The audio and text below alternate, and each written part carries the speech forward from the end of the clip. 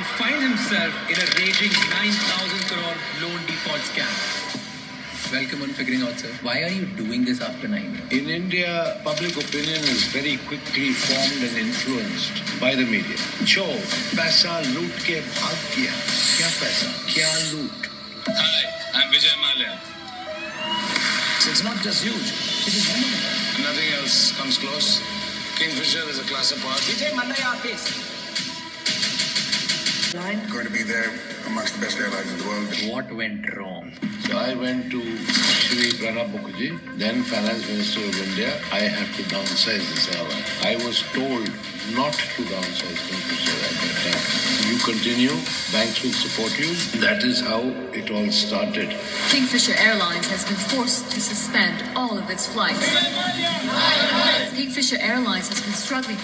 At the time when you asked loan, the company was not doing that great. Please never forget, I gave my personal guarantee. So all this narrative of चोर कभी अपना personal guarantee देता है क्या? People give you this kind of loan against collateral. They took shares of Kingfisher Airlines at the double price.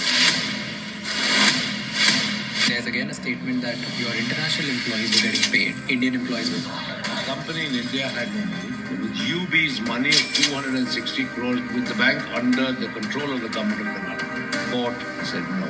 Multiple international courts, Switzerland authorities, one of the courts from UK, they have also found you guilty for misrepresentation of funds. Do you ever feel sorry that you couldn't do anything? I apologize publicly to everyone for the failure of Kingfisher Airlines.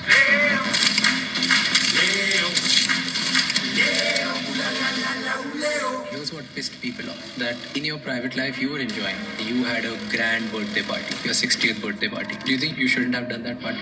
Why? Somebody mentioned that you took out 35 million euros and invested in buying properties in France. Rubbish. What happened between 2012 and 2015? I made 4 settlement offers to the banks, which they refused to accept. 2015, CBI started investigating you. They found you siphoning the money. 3rd March 2016, case needs to be heard or needs to be represented in front of Supreme Court. 2nd March, you left the bank.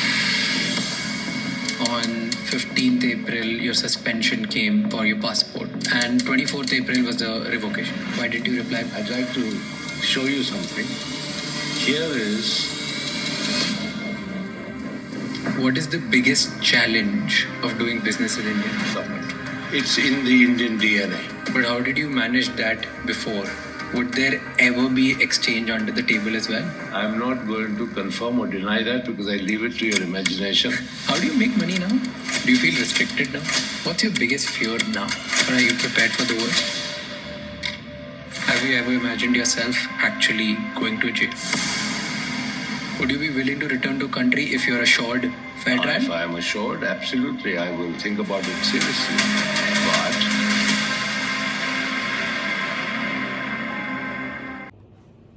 Hi friend, welcome to daily blog Ubharta Bharat channel. मैं हूं आपकी host Ruby Thakur. दोस्तों, आप मेरे channel को like, subscribe, share जरूर करें। आपके सपोर्ट से ही चैनल ग्रो हो सकता है। तो आज जिस पर मैं वीडियो बना रही हूं, कभी उसे किंग ऑफ गुड टाइम कहा जाता था। आज वो भारत का मोस्ट वांटेड इकोनॉमी फॉगेटिव हैं विजय माल्या, जिसने 17 बैंक से 9,000 करोड़ से भी ज़्यादा कर्ज लिया और 2016 में भारत से भाग गया। क्या ये सिर्फ एक कॉरपोरेट फेल्योर था या एक सोची समझी चाल था, लूट था? तो आज हम करेंगे विजय माल्या की कहानी की पूरी पर्दाफाश। उनके बारे में शुरुआत जानते हैं। किंग ऑफ गुड टाइम्स कहा जाता था उन्हें। उनका जन्म 18 दिसंबर 1955 कोलकाता में हुआ। पिता Vitthal Mallya United Breweries UB group के मालिक थे। पढ़ाई सेंट जेवियर्स कॉलेज कोलकाता में हुआ। 28 की उम्र में यूबी ग्रुप के चेयरमैन बने। Kingfisher beer, Kingfisher airlines, McDowell जैसे ब्रांड बनाकर शोहरत बटोरी इन्होंने। इनके लाइफ स्टाइल ग्लैमर की दुनिया लाइफ स्टाइल कैलेंडर, उनका क्या कैलेंडर था, क्या लाइफ स्टाइल था, कि सबसे दोस्ती था उनका, और सब उनके इधर अट्रैक्ट होता था उनके ग्लैमर, उनके लाइफ स्टाइल से। निजी जिंदगी बेहद लग्जरी था उनका, प्राइवेट जेट्स, याट्स, मॉडल्स अपने कैलेंडर के लिए करवाते थे, अपने किंगफिशर के लिए चुनते थे। आईपीएल टीम भी उन्होंने खरीदा था। बॉलीवुड और पेज 3 में भी हर समय छाए रहते थे। खुद को रिचर्ड्स ब्रांसन और डोनाल्ड ट्रंप की तरह दिखाना चाहते थे। कर्ज और धोखाधड़ी की शुरुआत उनकी पहले से थी। किंगफिशर एयरलाइंस 2005 में उन्होंने लॉन्च किया। शुरुआत में कामयाब, फिर नुकसान ही नुकसान। करीब 17 बैंकों से 9,000 करोड़ का कर्ज लेके वो यहाँ से भाग गया। जमानत झूठी, रिटर्न फर्जी, पैसे दूसरे कंपनियों में घुमाए गए। एसबीआई, पीएनबी, आईडीबीआई आदि बैंकों में सबसे ज़्यादा नुकसान हुआ। लेकिन मुझे लगता है कि इसमें खाली उसका नहीं, सबकी मिली भगत है। नहीं तो ऐसे नहीं हो सकता है कि वो चला जाए और पता ही नहीं चले किसी को। मार्च 2016 में विजय माल्या चुपचाप ब्रिटेन भाग गए। उसने देश से भागने के पहले वित्त मंत्री अधिकारियों से मुलाकात की थी, इस पर भी शक है।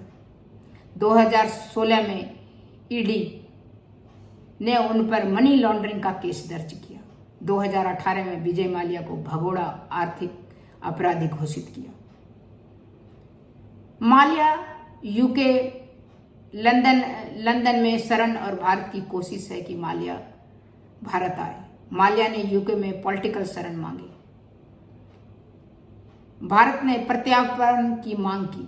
यूके कोर्ट ने 2008 में मंजूरी दे दी, लेकिन मामला होम अफेयर में अभी भी अटका हुआ है। आज भी वो लंदन में खुलेआम घूमता है, लेकिन भारत वापस नहीं आया। वर्तमान स्थिति में भारत के बैंकों में अब भी पैसे वापस नहीं मिले।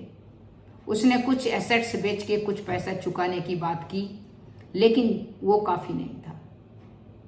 वो सोशल मीडिया पर ट्वीट करता है, लेकिन भारत में उसका नाम घोटालेबाज की लिस्ट के टॉप पर है।